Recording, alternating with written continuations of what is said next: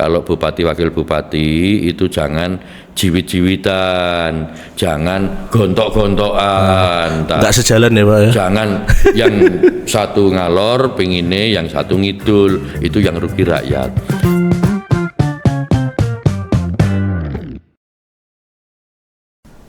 Oke, assalamualaikum warahmatullahi wabarakatuh. Sedulur Bantul pada khususnya dan seluruh rakyat Indonesia pada umumnya, assalamualaikum ya. Ketemu lagi dengan saya Mas Tabah.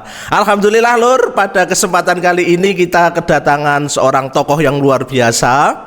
Yang beliau itu basicnya akademisi, namun beliau cukup banyak berkiprah di Bantul nggih. Nanti kita coba akan berkenalan langsung dengan beliau. Mudah-mudahan di sesi kali ini kita bisa membedah. Beliau ini calon ketiga yang hadir di studio ini. Beliau adalah Bapak Dr. Untoro. Alhamdulillah, selamat datang Pak. Selamat datang. Pripun kabaripun Pak? Sehat-sehat, Mas. Sehat sehat. Pak. Wah, seger nih Pak. Amin, amin. Alhamdulillah nih tampak Pak Untoro ini seger, semangat sekali. Nih, selamat datang Pak teng studio Abata. Ini kita di acara AMM Piungan. Dalam rangka memberikan edukasi ke masyarakat. Tema kali ini adalah tentang membedah para calon bupati kita, putra-putra terbaik Bantul ini Pak. Luar biasa Pak. Siap. Nah Pak, ini kenapa kami membedah semacam ini? Kami lebih khusus sebenarnya, AMM itu kan angkatan muda Pak ya. Kita pengen memberikan edukasi kepada para muda-muda di Bantul nih Pak. Karena pemilih muda di Bantul itu cukup tinggi Pak. Betul. Di angka kalau tidak salah 49% Pak ini Pak. Nah, nah Pak Untoro ini kalau kegiatan seharian menopo Pak Untoro? Saya ini mengajar Mas. Mengajar gitu Pak? Ya, saya mengajar di Fakultas Pertanian Universitas Jana Bajra. Terus S1, S2, S3 saya selesaikan di UGM Pak gitu. Berarti ini luar biasa. Pun berapa tahun mengajar Pak? Sejak kapan ya? 2012 apa ya? 2012 gitu Pak. Iya betul. Ya sekitar itu ya. Untuk studinya jenengan itu nggak linear Pak nggih? Nggak linear. Banyak zigzag Pak. Zigzag iya. Mungkin Pak ya, terpanggil untuk mempelajari bidang lain ya Pak ya. Iya, sekarang S1 filsafat. S1-nya filsafat, betul. Nomor 2 S2 pun lingkungan nih Pak. Ilmu lingkungan. Kan atuh ya Pak ya. Ya menggo iya. Lingkungan. S3 ini pun geografi. Ngajarnya pertanian. Sekarang nyalon bupati. Bupati kan luar biasa nih. Pengalaman yang banyak nek digabungkan mungkin akan menjadi sebuah mengkristal menjadi sebuah kebijakan yang baik mungkin Pak ya. Insya Allah nanti. Insya Allah. Betul. Nah, yang melatar belakangin apa Pak Untoro nih? Kok dari akademisi kok tiba-tiba mencalonkan atau tiba-tiba kok ada spanduknya begitu Pak? Kira-kira ada keterpanggilan nopo Pak? Saya itu sebenarnya terjun di bidang praktis lah, di bidang sosial atau di bidang politik. Itu cukup lama waktu mahasiswa juga sebagai aktivis mahasiswa kan. Dari mahasiswa sampun ya Pak? Sampun. Tukang demo berarti Pak? Oh iya. Wah, tukang demo dulu. Memimpin demo. Padahal waktu itu orde baru ya Pak? Orde baru. Keras-kerasnya ya Pak? Iya, masih represif. Terus kemudian belajar di politik juga diberi peluang oleh Pak Idham Samawi waktu itu. Tahun 2005, periode 2 beliau itu kan saya staf ahli beliau, staf ahli Bupati Bantul waktu itu. Ini saya banyak belajar dari Pak beliau. Idham ya, Pak. Betul, bagaimana leadership itu dikembangkan, bagaimana hubungan pemimpin dengan rakyat itu terus-menerus dibina. Kemudian bagaimana mengatasi masalah-masalah dengan skala prioritas. Baik itu soal pendidikan, soal kesehatan, ekonomi dan macam-macam. Nah itu saya banyak belajar. Nah sekarang memang Bantul memang butuh satu akselerasi saya kira. Akselerasi ya Pak? Akselerasi. Kenapa? Bantul itu sudah menjadi daerah yang terbuka, jadi sudah inklusif ini. Inklusif. Jembatan Serandaan itu nanti sebentar lagi, mungkin akhir tahun ini Mas Tabah, yang sebelah selatan itu akan dibuka. terus jalan lintas selatan atau JJLS. Sudah terhubung ya Pak itu ya. kan sudah, itu sampai Banyuwangi kan kira-kira nanti. Jalannya Kalau mulu. Sultan bilang itu kalau Jogja menghadap selatan terasnya lagi. Nah, teras atau kamar tamu kan Ruang nanti. tamunya Nah, Bantul ya Pak. jadi nggak bisa Bantul hanya dikelola yang biasa-biasa saja. Harus butuh lompatan Pak. Akselerasi, lompatan, dan itu membutuhkan satu strong leadership.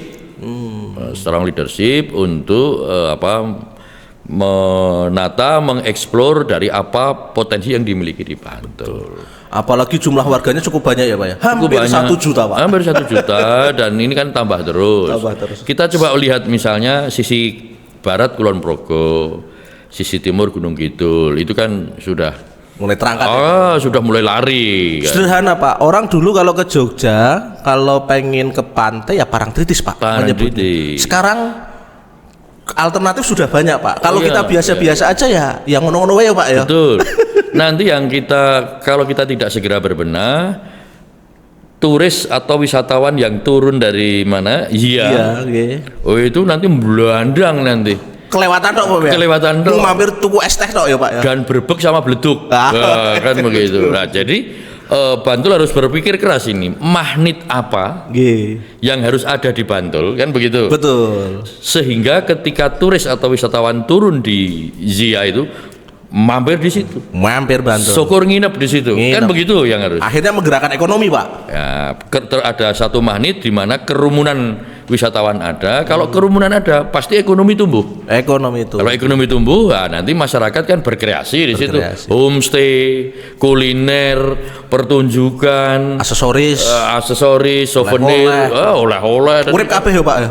Jadi rezeki efeknya namanya bola salju Pak. Itu yang harus dilakukan. Apa Pak Untoro melihat sekarang ini tidak terjadi Pak hal demikian? Kurang Mas. Kurang Pak. Kurang. Ya? Itu kalau kita lihat dengan tetangga sebelah gitu kan. Memang sudah berbenah, harus diakui. Segera ya tetangga Pak. sebelah, maka kita harus lakukan itu. Dan Bantul punya syarat untuk itu. Jadi harus optimis, sumber daya alam kita luar biasa. Yang lain nggak punya ya Pak ya? Bukan, begini.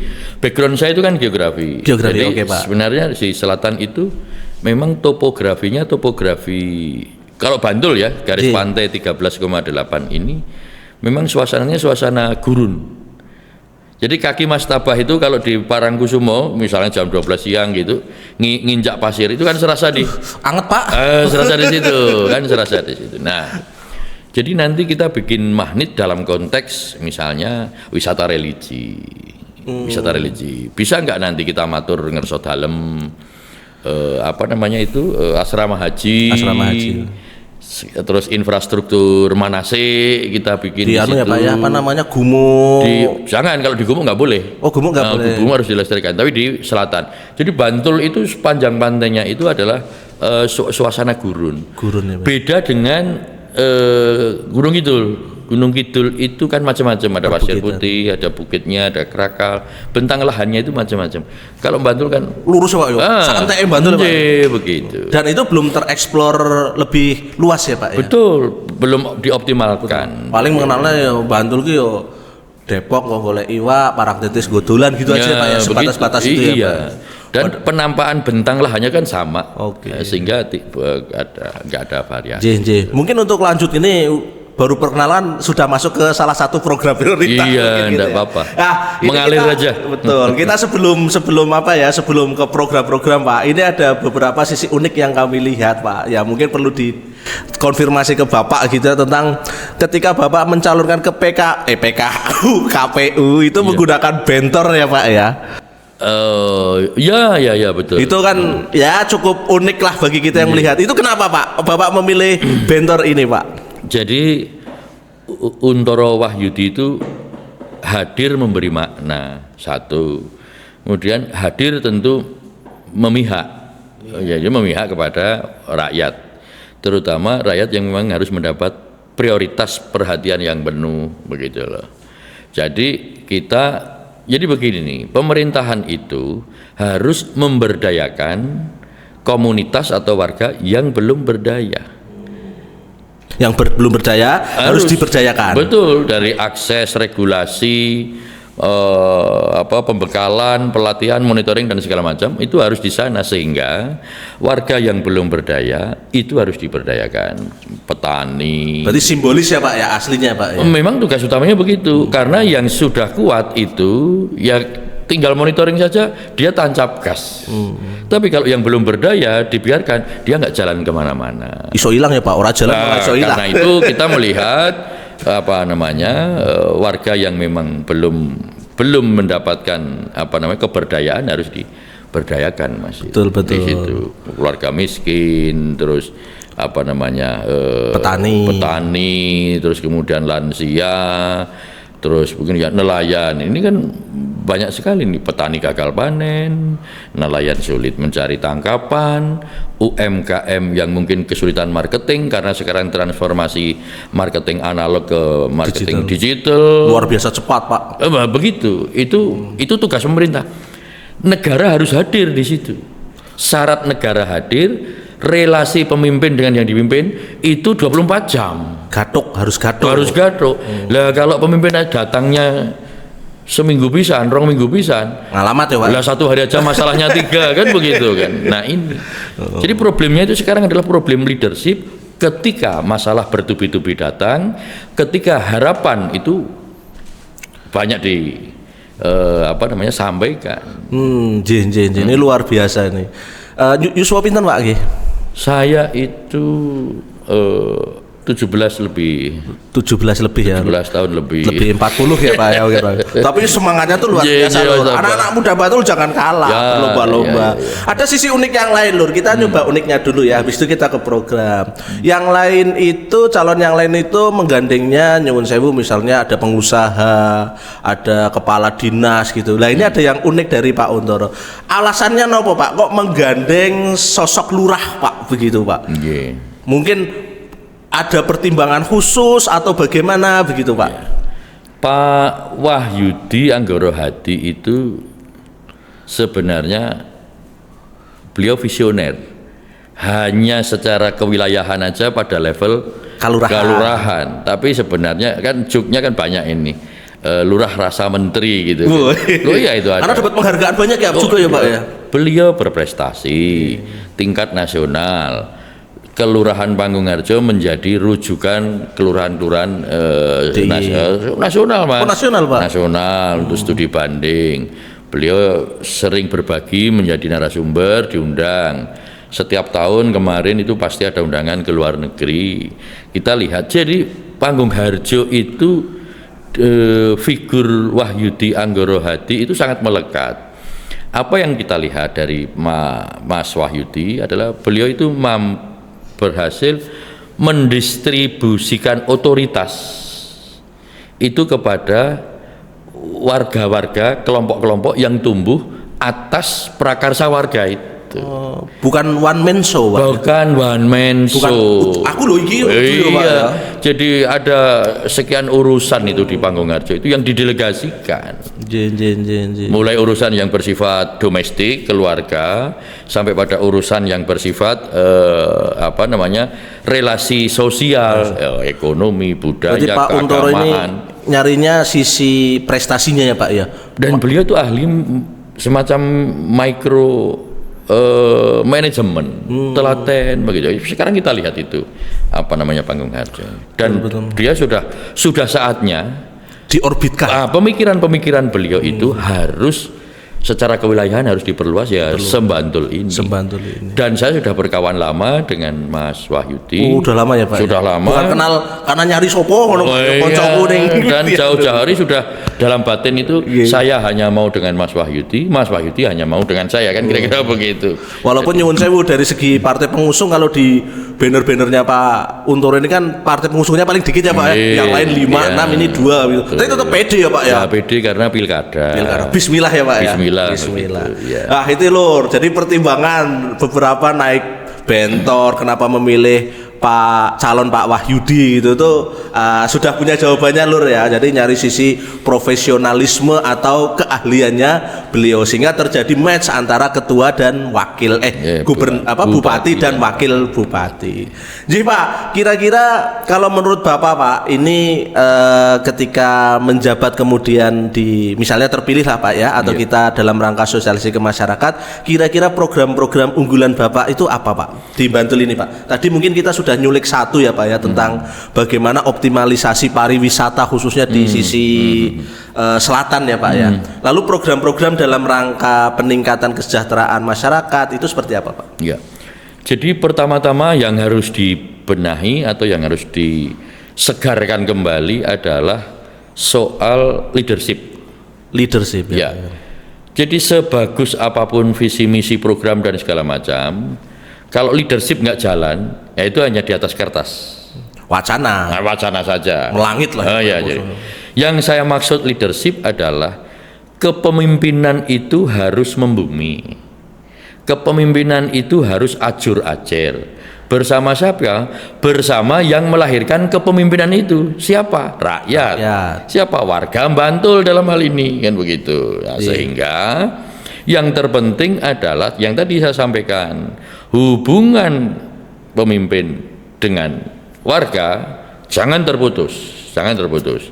Indikator apa nanti yang akan kami sampaikan sebagai pesan bahwa kepemimpinan Untoro Wahyudi itu akan tidak putus bersama warga. Rumah dinas bupati dan rumah dinas wakil bupati itu adalah rumahnya rakyat Bantul. Rumah rakyat ya. Buka 24 jam. Buka 24 jam. Syukur-syukur tanpa gerbang Lur. Jadi gitu. Itu kan rumah megah. Rumahnya bagus yang membangun rakyat Bantul. Kadang arep mlebu wedi ya, Pak. Tur sepi. Dikirone nek kok nggo proposal ngono ya. Iya. Padahal dulu curhat Mas Taba, ketika saya mendampingi Pak Idam Samawi, Pak Idam melakukan itu. Buka ya Pak ya? Komunikasi. Mulai dari 5:30 itu pada antri itu. Warga itu. Bukan hanya untuk ini Pak ya, pencitraan ya Pak ya. Memang betul-betul ya Pak ya. Bukan. Panjenengan bisa cek itu. Tamunya Pak Idam itu ada yang sandalan jepit bolong tungkai itu. Saking siji dienggo terus ya Pak ya. Satu, dan memang keluarga tidak mampu. Dan Pak Idam waktu itu berpihak pada orang tidak mampu. Welcome. Saya mendampingi karena saya diminta mendampingi. Saya tahu betul masalahnya.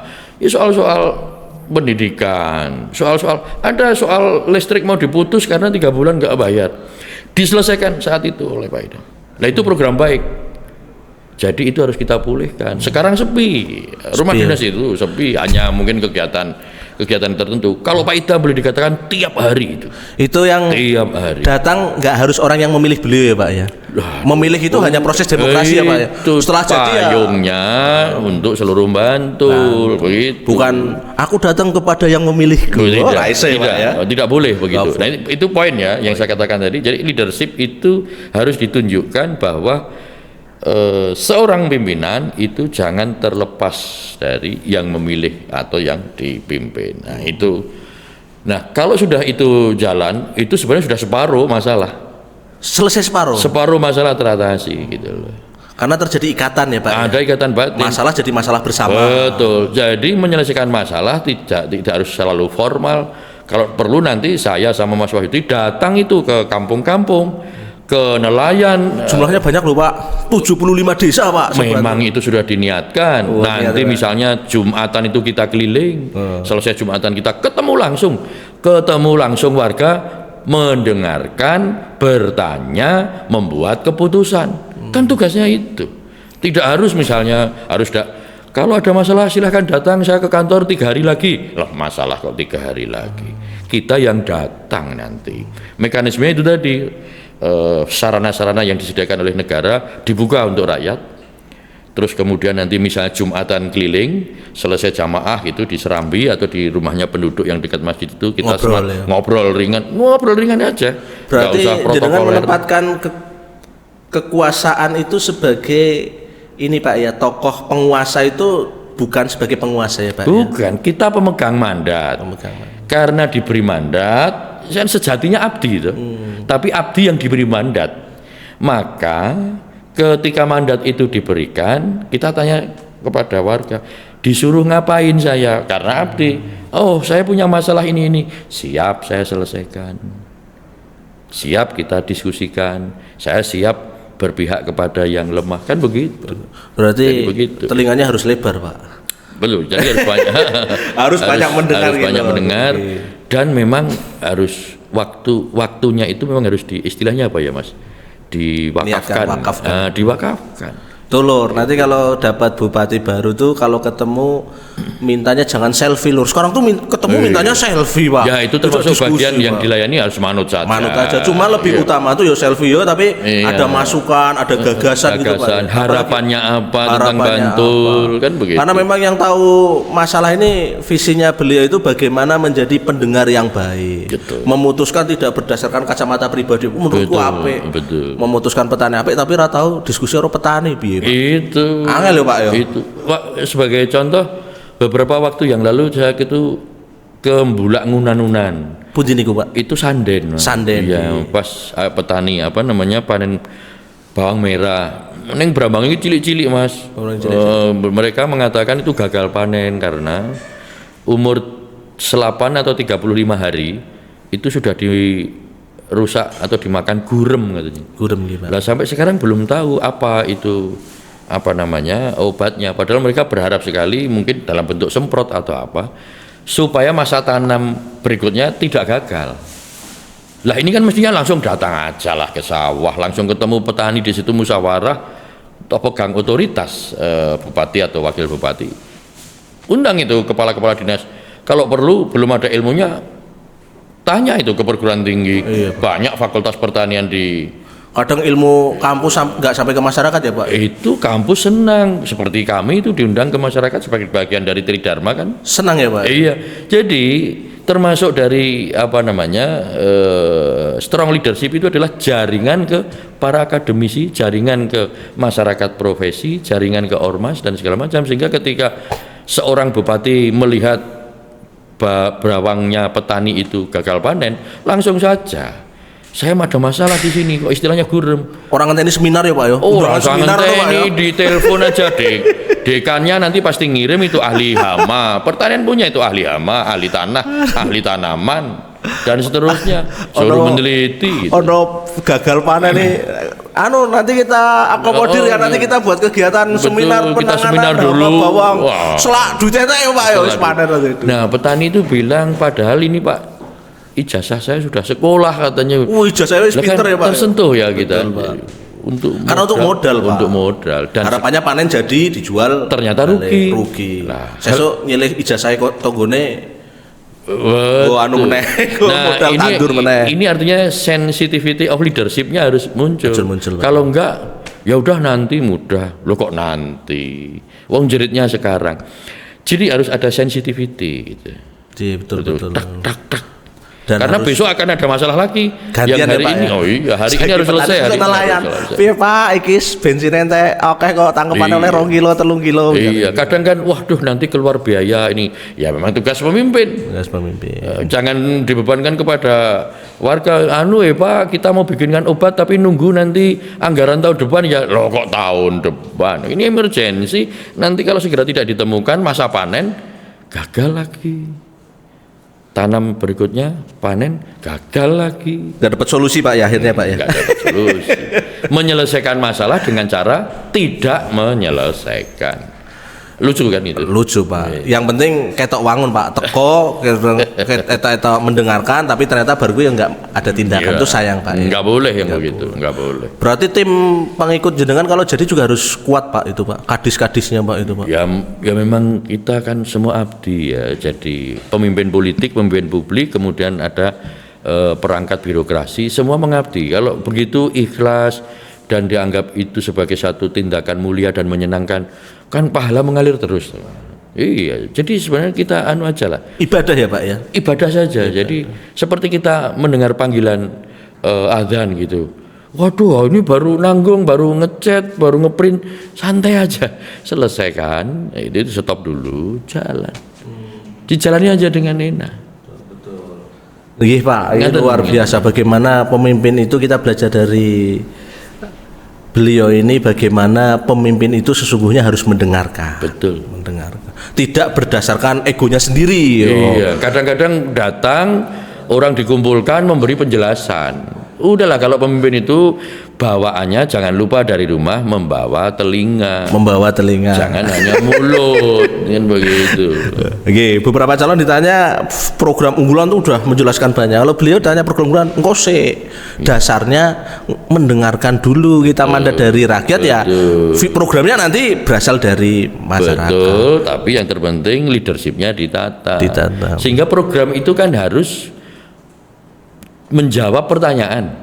Kenapa kamu punya program ini? Karena ada pertanyaan ini kan gitu. Tapi tentunya masalah itu kan sudah digali saat ini kan ya Pak ya. Sampun. Akhirnya jenengan kan di Bantul tuh terpetakan masalahnya pertanian ini, masalah infrastruktur ini, masalah pariwisata ini, masalah UMKM ini. Mestinya sudah ya Pak. Sudah, contoh Mas.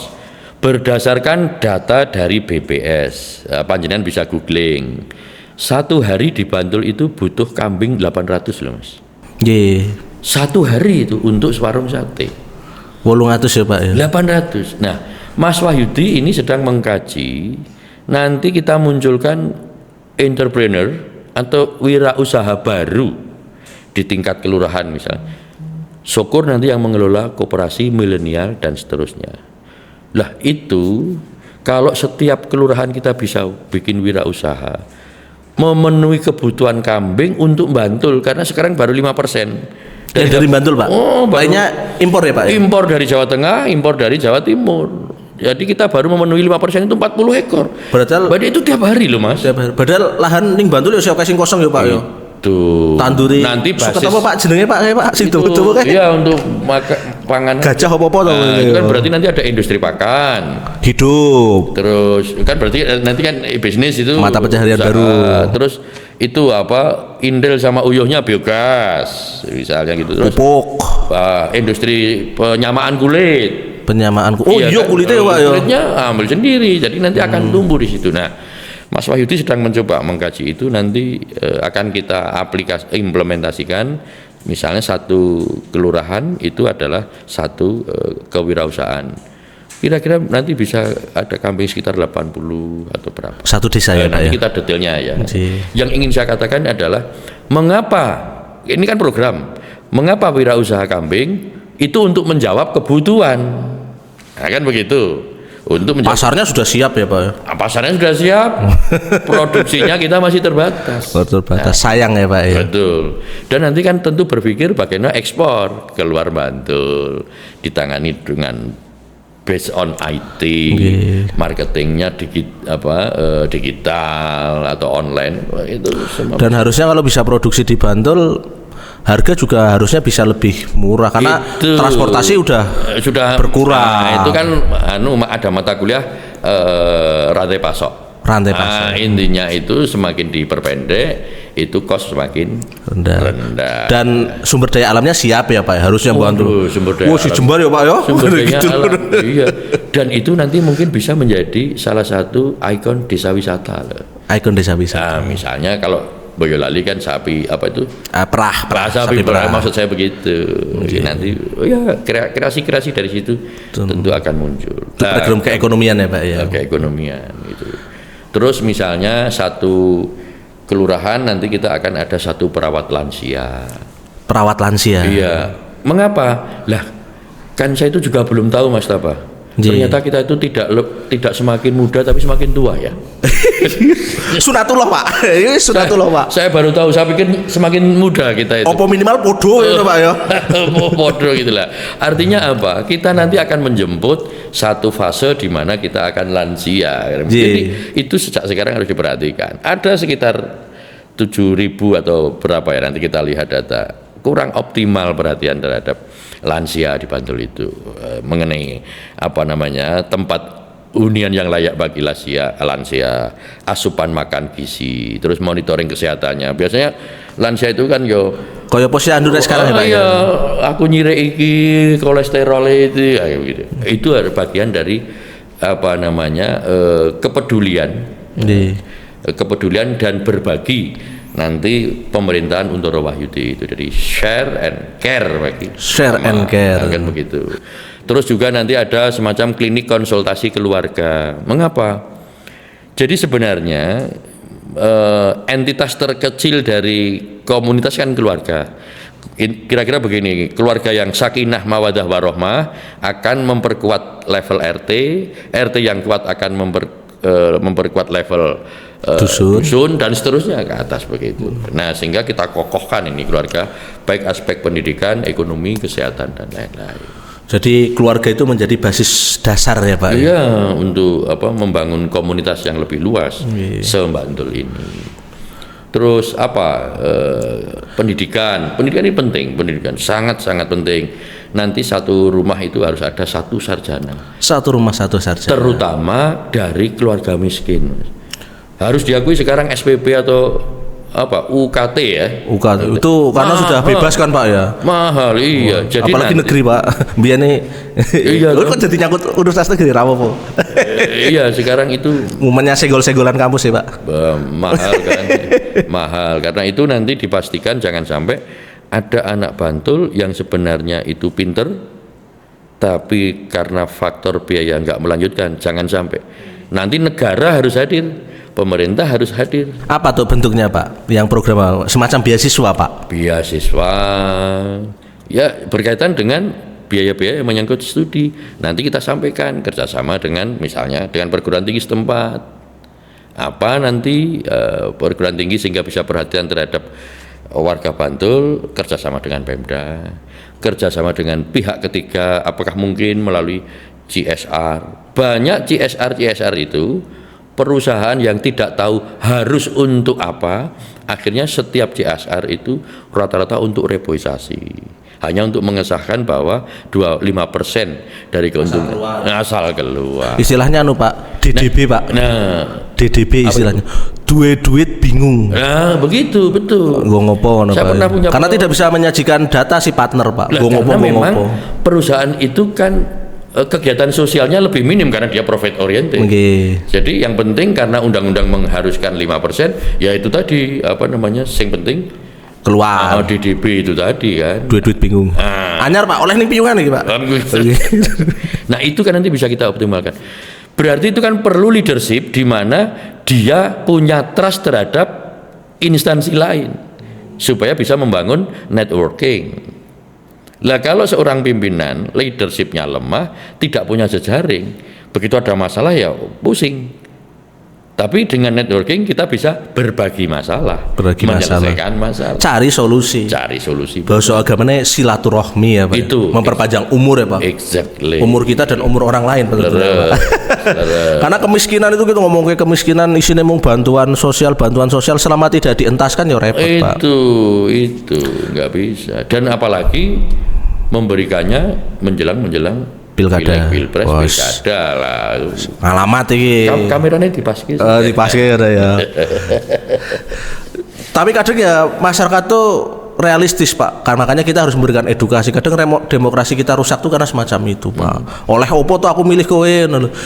Katanya oleh 1.000 Pak ya, tapi kan sesungguhnya malah jadi nggak dapat apa-apa Betul. Daripada memilih pemimpin yang benar, dia memimpin dengan benar, anggaran Bantul berapa ya? Berapa triliun Pak ya? Atau miliar ya Pak ya? Triliun itu. Triliun ya Pak ya? Itu kalau dipergunakan dengan tepat kan membawa kesejahteraan Pak. Leadership yang baik.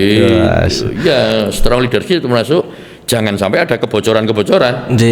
Kebocoran 30% ya 20% bagi daerah yang PAD-nya kecil kan sangat bermanfaat itu. Apalagi bocornya itu di pejabat yang berbisnis Pak. Suruh disensor Pak. Iya Pak. Iya. Pejabat senang berbisnis itu repot ya Pak ya. Nggak boleh ya Pak ya. Iya. Karena udah jadi pejabat pun niatnya harus tadi seperti Bapak di awal ya Pak ya. Pengabdian ya Pak. Pengabdian kan. Pemimpin bukan penguasa. Ya, benar Pak. Betul. Ya abdi gitu. Abdi. Yang sesungguhnya loh itu. Sesungguhnya itu. Kalau bahasa di kota dulu tuh waktu saya SMA pernah dengar itu pelayan masyarakat gitu Pak katanya. Waktu itu populer oleh Pak Heri Sudianto Pak ya, istilah pelayan masyarakat itu dulu ya. nyontone sing ning kota, sing ora singgungan ning Bantul lah gitu nggih. Nah, Pak, terkait isu-isu kekinian nih Pak, anak-anak muda nih Pak, anak-anak muda, ya sakjane ora muda Pak, wong tua yo Pak, dan itu kalau kita biarkan, itu akan menjadi masalah serius bagi pemerintah Pak. Apa itu? Yaitu orang yang seneng pada judi online Pak. Nah ini tanggapan Bapak gimana Pak? Ini serius loh Pak, karena bisa marake tadi Bapak harus berawal dari keluarga yang sehat untuk bisa menjadi Bantul yang kuat. Dari keluarga lah, soko keluarga niki rusak soko judi Pak. Nah mbiyen mungkin Bapak bisa bikin aturan Satpol PP ngrebek judi kartu remi misalnya ya. Saiki dolanan HP jebul lagi judi ya Pak. Piye ngrebek gitu ya. Oh, piye Pak pendapatnya Bapak? Jadi memang sekarang ini kita sedang berhadapan pada persoalan-persoalan yang berkaitan dengan cyber, berkaitan dengan perkembangan IT yang begitu cepat. Wah, cepat sekali dan kadang tidak terkendali. Ini cukup memprihatinkan karena memang menimbulkan masalah kriminalitas baru. Karena itu saya sama Mas Wahyudi itu mencoba pertama harus mengkaji mendalam apa akar masalahnya. Kemudian yang kedua, memang dalam masa apapun, dalam konteks apapun, pemuda itu selalu menjadi agent of change. Dari sejarah sudah terbukti. Nah, karena itu kami punya pandangan, mungkin nggak kita nanti ke depan membuat semacam kawasan literasi atau semacam youth center. Youth center itu atau kawasan literasi itu bukan yang dipentingkan fisiknya dalam bentuk gedung, tapi itu satu kawasan.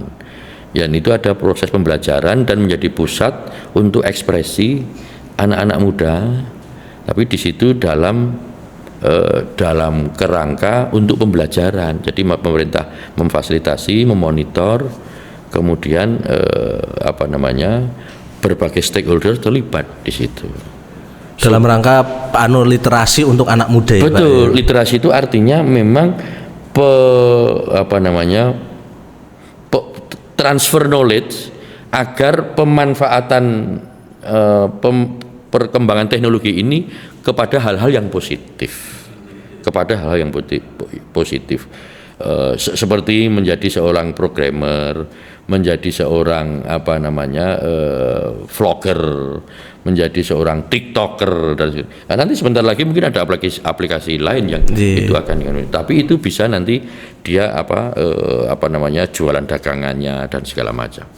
Lah kalau itu tidak ada semacam youth center atau semacam kawasan literasi atau taman literasi atau ya ibaratnya nanti di jalan-jalan, karena ini pada cyber, jalan-jalannya itu ya realitas virtual, akhirnya muncul pinjol, judol. Dari judol dulu Pak, akhirnya terus nggak nutup pinjol, iya, utang ning dindi, itu kan berseri kan begitu. Berseri Pak. Lah kalau anak-anak sudah ternyata judi anak saya, itu kan kacau. Nah, sehingga intinya adalah kita memberi ruang, di mana ruang itu adalah maknanya positif untuk pertumbuhan anak muda. Jadi ruang dalam pengertian skalanya, di situ ada aspek infrastruktur, tapi juga ada aspek memenuhi infrastruktur yang dunia maya itu, wifi, terus hotspotnya, terus semacam workspace-nya seperti apa gitu kita susun. Lah ini juga bagian dari kita mengedukasi, karena Bantul nanti menjadi kamar tamunya Jogja, kamar tamunya DIY. Dan anak-anak Bantul nanti adalah anak-anak yang 10 tahun, 15 tahun, 20 tahun akan memimpin di Bantul gitu. Dan kelihatannya nanti kita juga harus mengundang para akademisi untuk berpikir tentang link and match ya Pak ya. Betul. Ilmu kampus mandek ning kampus Pak. Penelitian apa-apa iki ning kampus tok Pak. Dan diterapke gitu. Alhamdulillah saya di Jogja ini tidak kurang 115 perguruan tinggi. Dan saya banyak mengenal para rektor, jaringannya ya Pak. Ada jaringannya. Karena ada wadahnya namanya Forum 20 45. Nah, itu saya selalu aktif berkegiatan di situ. Iya. Ada guru besar, ada doktor, ada master. Ini yang kadang jarang disinggung, akademis perguruan tinggi link match-nya ini jarang disinggung Pak ini oleh calon-calonnya. Padahal sumber ilmu banyak dari sana ya Pak. Sumber ilmu penelitian Pak. Betul, dan mahasiswa itu pasti nanti bisa menjadi relawan di kabupaten itu untuk digerakkan. Karena apa? Mereka juga akan belajar kok. Pengabdian ya Pak ya. Pengabdian, pemeliharaan macam-macam lah, memelihara taman dan segala macam kan bisa dikerjasamakan itu. Sebenarnya banyak itu. Itu potensi yang kadang nggak dihitung ya Pak ya. Wah, iya, kampus kami ada jarang orang menghitung. Iya. Biarkan berjalan sendiri-sendiri. Harus begitu. Kalau berkaitan dengan pengendalian peredaran miras pripun Pak? Karena kalau miras ini kan di undang-undang itu kan tidak dilarang ya Pak ya. Yang diaturkan adalah peredaran dan perizinannya ya Pak ya. Kita tahu sekarang itu ya cukup marak ya Pak ya, outlet-outlet yang sifatnya menjual minuman-minuman keras begitu Pak ya. Bahkan ada istilah tuku minuman keras itu sudah semudah tuku es teh Pak, karena arep ning diwengge. Menurut Bapak itu pengendalian paling tepat itu semacam apa Pak? Satu itu penataan kawasan di mana, dan yang kedua misalnya jam buka. Penataan jam buka ya Pak? Iya, jam buka. Yang ketiga itu dari pihak kita tentu yang tadi kepada pendidikan keluarga. Kalau komunikasi antar keluarga itu tidak terbangun, ya berarti anak saya kemana ya, nggak pamit, pulang. Tapi kalau setiap hari ada penguatan komunikasi di internal keluarga gitu, bapak, anak, ibu, anak, suami, istri, anak, antara anak dan seterusnya begitu. Bu, saya mau pergi kemana? Belajar kelompok, it's okay. Bu, saya mau pergi, mencurigakan, kamu pasti jangan akan begitu. Intinya yang ingin saya katakan itu semua pihak concern terhadap itu. Yang kedua, penegakan aturan itu menjadi penting. Penegakan ya Pak ya? Iya, penegakan aturan. Aturan itu kalau nanti saya baca apa aturannya, laksanakan di lapangan, selesai. Serius, serius, tegas. Loh, buka kok cerak sekolahan. Nah, maksud saya penataan itu begitu. Pak, tempat ibadah. Bukanya 24 jam. Ngalah-ngalah malah 25 jam jadi Pak. 25 jam. Nanti misalnya gitu, kalau itu memang undang-undang membolehkan, tetapi pengaturan diserahkan kepada kepala daerah gitu kan. Nah, kita atur aja jam 12 malam sampai jam 1 malam. Bukan. Lebih tegas ya Pak ya? Ditegasi. Tidak boleh terbuka. Tidak boleh. Apalagi dibiarkan ya Pak ya? Sekarang. Karena itu akar masalah bisa kemana-mana Pak. Kriminalitas, klitih. Rata-rata kan wong yang dalam keadaan kesadarannya menurun. Dan daya intelijensinya kan makin menurun. Daya intelijensinya menurun. Betul. Iya. Kalau kaitan dengan ini Pak, tantangan UMKM Pak untuk bisa bertahan ini Pak. Ini kan kita tahu ya sekarang Pak ya, UMKM itu kan nyuwun sewu dalam kondisi yang agak berat Pak ya. Kemarin kita dihadapkan dengan marketplace yang bisa mendatangkan harga, misalnya di UMKM di Jogja, kemudian kita lihat dengan di marketplace yang jualan langsung dari importir atau distributor gitu Pak, sehingga harganya bisa jauh, sehingga UMKM kita agak tersendat. Belum lagi Pak, tantangan ke depan itu ada satu lagi aplikasi yang mau datang ke Indonesia Pak. Apa itu? Namanya Temu Pak. Temu. Nah, saat ini tidak diizinkan oleh dinas Perindakop Pak, begitu kan? Ya karena Temu itu konsepnya itu adalah dari pabrik. Jadi yang kemarin kan pabrik lewat distributor dan sebagainya, kemudian sampai baru konsumen. Kalau sekarang enggak Pak, pabrik dari Cina langsung dengan konsumen di sini Pak. Jadi si konsumen berhadapan langsung memesan ke pabrik, sehingga ini akan jelas berdampak pada sistem perdagangan kita Pak. Udah potong kompas tuh Pak, konsumen dapat harga langsung pabrik. Itu UMKM wah siap-siap repot Pak. Kita nggak tahu nih apakah Temu tuh akhirnya nanti ya nyun sewu, kalau di pemerintahan mungkin ada lobby lain sebagainya Pak ya. Apakah kemudian akan launching atau bagaimana? Intinya adalah bagaimana penyiapan strategi melindungi teman-teman pelaku usaha, karena jumlahnya juga banyak Pak ini Pak di Bantul Pak. Di DIY ini 78%, ya di atas 70 ya, nanti angkanya kita lihat lagi. Di atas 70 itu 70% UMKM-nya di Bantul. Di Bantul ya Bantul, itu satu. Yang kedua, apapun ide, gagasan tentang karya, itu tetap dibawi pasar kan Bantul itu. Mulai dari jenis makanan, souvenir, model pakaian dan segala macam. Jadi sebenarnya kreativitas dari UMKM atau para produsen dari barang-barang UMKM ini luar biasa. Memang problemnya itu adalah sekarang kapitalisme sudah merambah kepada dunia maya. Itu akar masalahnya adalah kapitalisme. Jadi nanti peran pemerintah bila dibenarkan ya harus ada sedikit proteksi. Kalau tidak ada proteksi nanti wah kelabakan ini si kecil melawan raksasa itu kan bisa digilas. Kalau tidak Pak. Kalau tidak betul. Khususnya pemerintah tuh berpihak Pak pada UMKM. Betul, iya. Kalau dibiarkan liberal itu betul. Nah, itu poin nanti. Sehingga nanti akan kita kaji. Termasuk nanti ketika kita menyelenggarakan pameran dan segala macam. Bantul itu misalnya begini. Ini kita yang bicara yang offline dulu. Bantul itu punya kantor semacam kedutaan Bantul di Jakarta kan? Di daerah mana itu belakang Duta Merlin, Petojo kalau nggak salah. Nah bisa nggak itu dijadikan semacam akses perluasan etalase. Jadi di situ nanti adalah Bantul Mini, tapi mininya itu adalah UMKM semua. Anda kalau mau lihat Bantul adalah ini, gitu. Terus nanti diadakan semacam event-event ya mungkin sebulan sekali dalam bentuk apalah di situ diskusi kecil-kecil ngundang. Tapi kan itu di ibu kota itu. Pasti nanti aksesnya mudah ya Pak. Aksesnya mudah, gaungnya kan ngundang orang kedutaan. Mungkin stafnya dulu aja, biar nanti staf cerita sama kedutaan. Jadi itu kan buka pelan-pelan keran untuk nanti keluar. Tetap harus ada perlindungan dari pemerintah ya Pak ya, serius ya Pak. Nah, ketika itu terjadi, akses kebuka, kewenangan apa dari pemerintah daerah yang bisa diberikan kepada warga kepada UMKM untuk melalui jalur itu? Pasti ada itu. Pasti ada ya, Pak. Pasti. Nanti kita lakukan dan kita nanti ekspor ke Eropa, ke Afrika segala macam kita anukan. Ya, tentunya tadi ya Pak ya, diskusi link match dengan kampus juga ya Pak ya. Saya mengharapkannya begitu, iya. Karena yang kita hilang itu Pak, salah satunya. Betul. Lah kalau seorang pemimpin bupati misalnya jaringan nggak ada itu kan, lah untuk apa? Jadi dia hanya tiap tahun APBD jatahnya Bantul berapa kerjakan selesai. Koyok kantoran ya Pak ya. Kayak autopilot.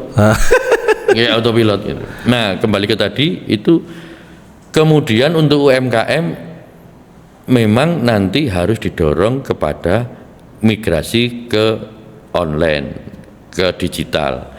Tapi kan tetap saja digital itu kan sangat ditentukan oleh analog. Hanya satu bagian aja tidak penentu Pak. Betul. Jadi nanti kita lihat kan aplikasi terus tumbuh Mas ini. Nah, nanti ada kemungkinan pemerintah kerjasama dengan perguruan tinggi yang IT-nya kuat bikin aplikasi baru yang implicitly ketika diaplikasikan itu sudah ada nuansa proteksi. Kan mungkin itu. Sekarang sesuatu yang tidak mungkin menjadi mungkin karena teknologi. Kalau DIY itu sudah luar biasa Pak, ada si bakul itu Pak itu yang itu. Namanya macam-macam itu sudah ya. Nanti Bantul coba akan kita kaji gitu. Intinya UMKM Bantul ketika mau masuk ke marketing digital dia ada jaminan untuk mendapatkan margin yang cukup. Orang jor-joran ya Pak ya? Tidak jor-joran, tidak. Apalagi produk-produknya sebenarnya banyak produk ini Pak, unik Pak ya, produk kerajinan luar biasa Pak ya. Gudangnya wong kreatif. Di Bantul itu wong akar wit jambu aja sudah dijaran gitu kan. Bisa jaran Pak ya. Dibentuk terus bisa jadi tempat. Yang penting orang jadi jaran goyang lur. Jadi idenya bagus-bagus itu. Itu luar biasa kreativitas di Bantul. Tapi kadang kreatif itu tidak selaras dengan kesejahteraan, itu yang jadi masalah Pak. Terutama guru-guru kita Pak. Wah ini sampai pada obrolan tentang bagaimana kesejahteraan guru. Apalagi Pak ini kan akademisi walaupun nggak tahu antara kampus dan guru apakah dari kesejahteraan aduh banget apa yo kira-kira rada podo sih misalnya kayak gitu Pak. Sama Mas Tap. Sama sejahtera ya Pak ya. Iya, jadi sama kurang sejahtera Pak? Sama kurang sejahteranya gitu loh. Jadi memang ini masih cukup memprihatinkan. Di Malaysia itu guru-guru mendapatkan tempat yang terhormat. Karena apa? Beliau-beliau itu, guru itu investasi jangka panjang supaya apa? Bangsa itu tetap eksis. Kan kita mimpinya itu sebagai wong Bantul, sebagai bangsa Indonesia tidak hanya seminggu lagi, 2 minggu lagi. Wah, seterusnya itu 100 tahun, 200 tahun kan begitu cita-cita kita. Nah, itu peran guru. Karena itu menjadi perhatian saya sama Mas Wahyudi. Nanti kita lihat fiskal dari APBD ya, supaya nanti kesejahteraan guru terutama ini yang masih statusnya honorer dan masih jauh-jauh dari UMR itu harus kita kaji. Iya. Kadang yang menjadi masalah sekarang itu tentang adanya pengangkatan P3K ini Pak, yang kadang guru lama itu bisa kalah dengan lulusan pendatang baru Pak. Ini yang mungkin secara regulasi itu memang mungkin itu kewenangan pusat ya Pak ya, tapi mestinya kan ada usulan dari daerah harusnya ya Pak ya. Formasi dan sebagainya tentu keluarnya dari daerah mestinya. Betul. Gitu. Jadi daerah harus bisa menanyakan kepada pusat, karena nanti itu pada akhirnya yang mengelola adalah daerah. Kalau terjadi apa-apa kan pertama daerah. Sehingga seberapa otoritas yang diberikan, kalau memang itu kewenangan pusat, otoritas yang diberikan kepada daerah sejauh mana supaya nanti kita bisa menata. Maksud saya sejauh mana itu ketika nanti mentok pada fiskal, ya nanti ada nggak kewenangan untuk mencari sumber-sumber lain dan seterusnya. Dan di beberapa kementerian itu dulu zaman Pak Idam yang saya tahu itu beliau rajin tuh ketuk pintu dari satu kementerian Pak ya. Nggak hanya sambil nungguin di Bantul tok Pak ya. Sambil nungguin akhirnya datang ke Bantul, ada anggaran menarik. Kalau hanya mengandalkan ya, anggaran APBD rutin ya Pak, repot ya Pak ya. Autopilot. Kecil ya Pak ya.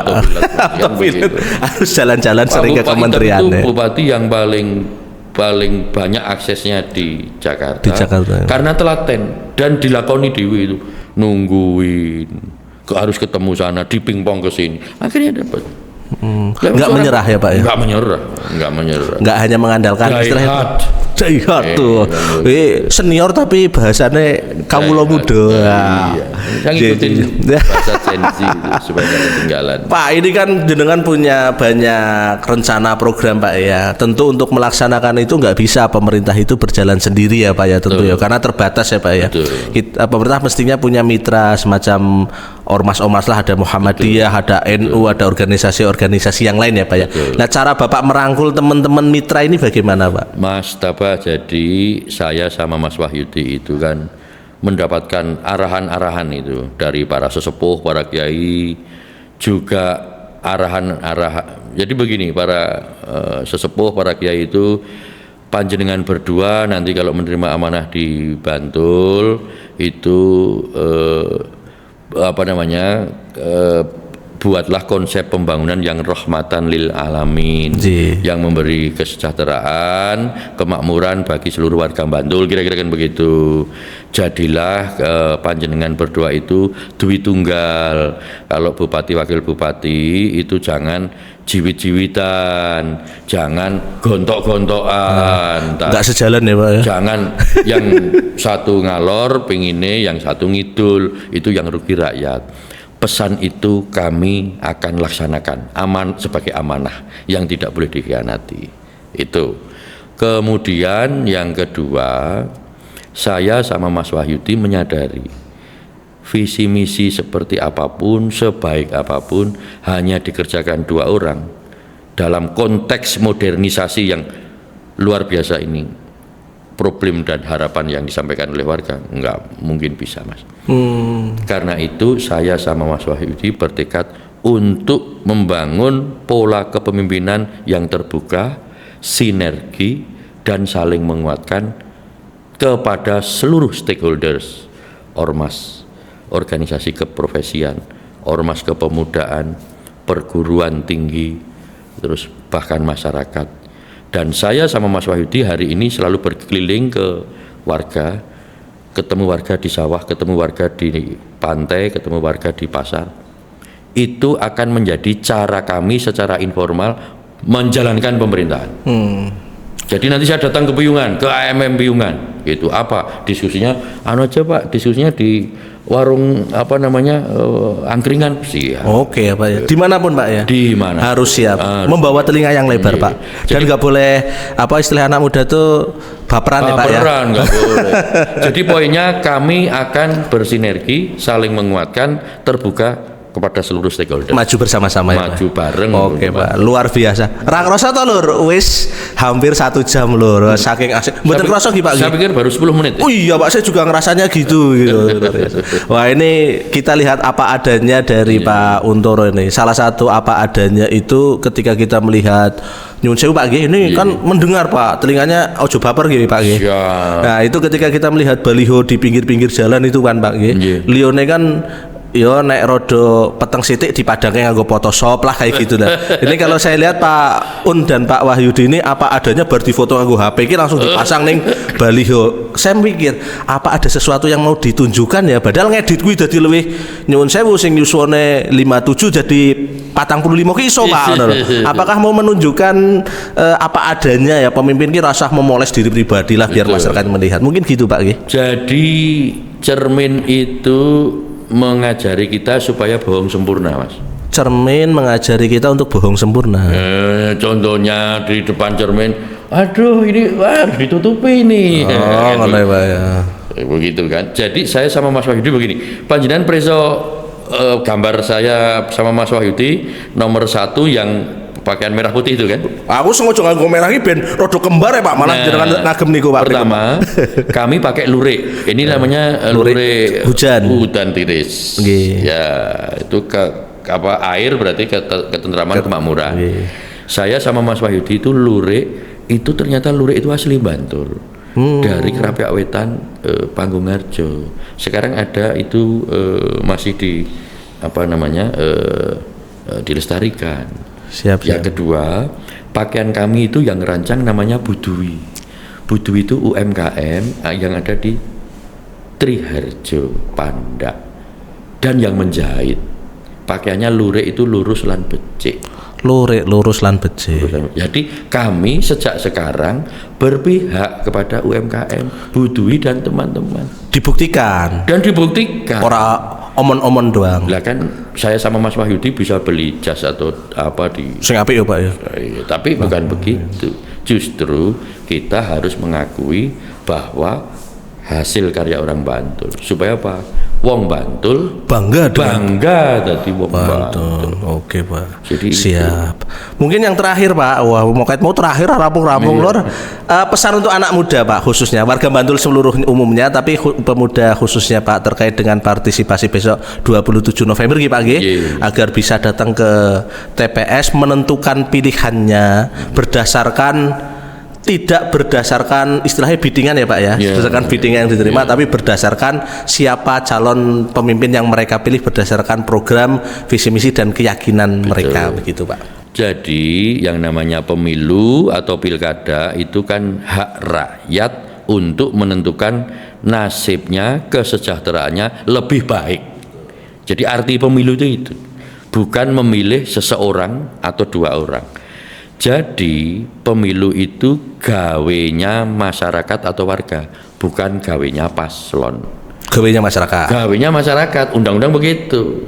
Nah, karena itu ini harus digunakan sebaik-baiknya. Apa yang menjadi aspirasi masyarakat dan hak suara itu akan diberikan kepada siapa? Karena di dalam hak suara yang diberikan itu nanti aspirasi itu harus dilaksanakan. Maka saya selalu menyampaikan ketika sowan ke warga, saya itu pados sambetan golek utangan. Saya utang kepada warga Mas Tabah, teman-teman AMM, tapi bukan utang duit, utang aspirasi dan utang hak suara. Nanti kami lunasi kalau sudah dilantik menjadi bupati wakil bupati dalam bentuk program-program. Nah, pemuda saya pikir harus memahami ini, dan saya yakin anak-anak kita baik yang milenial, baik yang Gen Z, yang dan sekarang pemilih pemula itu menyadari hal ini. Tentu dengan ekspresi yang berbeda dengan kita. Wah, kayaknya politisi. Anak saya itu yang nggak suka politik-politik, tapi jadi ngerti politik, kira-kira kan begitu. Tapi itu seleranya anak-anak sekarang. Atau caranya berbeda Pak. Caranya berbeda lah, karena itu yang terpenting apapun caranya, substansinya adalah anak-anak muda sekarang berlatih untuk regenerasi. Pilihlah pemimpin yang memang sesuai dengan dunia anak-anak muda, karena nanti yang anak muda Mungkin 5 tahun lagi, 10 tahun Iya. lagi akan mimpin. Oke, Jangan Pak. golput lah. Jangan golput. Jangan. Dulur, pesan dari Pak Un. Nek panggilannya apa Pak yang akrab Pak? Saya Nggih. ada yang manggil ada yang manggil Ro, ada yang manggil Untoro, ada yang manggil Uha, karena saya Untoro Haryadi. Nggih. Nggih, kalau Pak Un nggih Pak nggih. Siap. Pak Un. Nggih, itu pesan dari Pak Un Nur. Jadi kepada anak muda, besok tanggal 27 November jangan golput ya, datang ke TPS dengan membawa semangat, dengan membawa calon yang sudah dipikirkan. Warga Bantul itu warga kreatif yang memiliki akal sehat untuk memilih siapa pemimpin yang pantas untuk dipilih. Siapa itu? Tentunya pilihan menjadi pilihannya teman-teman semua. Silahkan pilihan berdasarkan pertimbangan yang matang. Mekaten Pak, sepidah malih matur Siap, nuwun Mas Tama. sanget sowanipun Sami, teng sami. Piungan. Walaupun ini dekat dengan kota Jogja, tapi bagi Bantul salah satu ujung luarnya ya. ujung luarnya Bantul luarnya, gitu nggih, Pak. nggih. Mudah-mudahan silaturahmi ini membawa kebaikan Pak. Amin, Terima amin, kasih amin. ngapunten. Ini Nggih. banyak kata-kata yang kata-katanya cah nom lah ya Pak ya. Mantap, mantap. Mudah-mudahan sukses selalu Pak, sehat Amin. selalu, dan mudah-mudahan selalu menebar manfaat untuk masyarakat. Amin. Matur nuwun Lur, kita ketemu di sesi yang lain. Nasrun minallah wa fathun qarib wa basyiril mukminin. Assalamualaikum warahmatullahi wabarakatuh. Warahmatullahi Matur nuwun.